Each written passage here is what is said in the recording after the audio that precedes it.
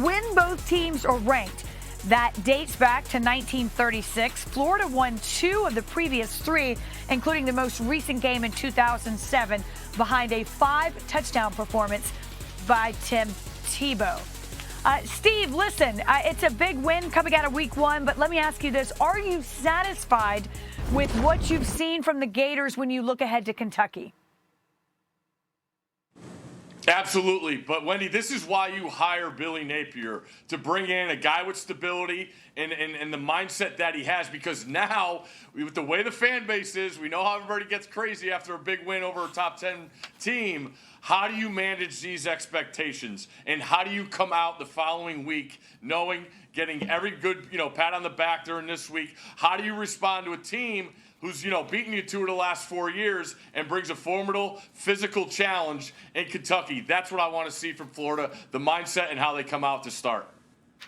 Yeah, Steve, and I say, hey, forget the expectations. Take it all in. Florida hadn't been good for a while, and they got a quarterback who's a legit Heisman hopeful, and people were talking about a potential #1 overall draft pick. So I love the hype. I think Anthony Richardson is as good as advertised. What I saw on tape was amazing. The ball just came out of his hand, and it just popped. There hadn't been a guy in a while that I watched tape, and I'm like, wow, he's different. But I said that about this guy, so I'm all in on Florida. What's the mindset or the mood, if you will, of this program after what can only be described as a pretty strong start? I can tell you the mood of the fan base. I was at the game against Utah last week. 90,000 people were there, and I went to Florida. I've been to a lot of Florida games. When Anthony Richardson made that 2-point conversion, I have not heard that stadium louder. And now for this week's game against Kentucky, it is already a sellout. Florida fans are super excited about this program. But on the other hand, Coach Billy Napier wants to those expectations right now about Florida.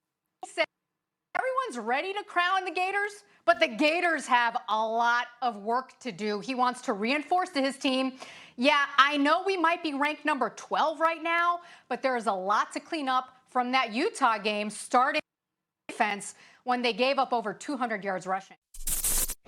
Thank you for watching ESPN on YouTube. For live streaming sports and premium content, subscribe to ESPN+.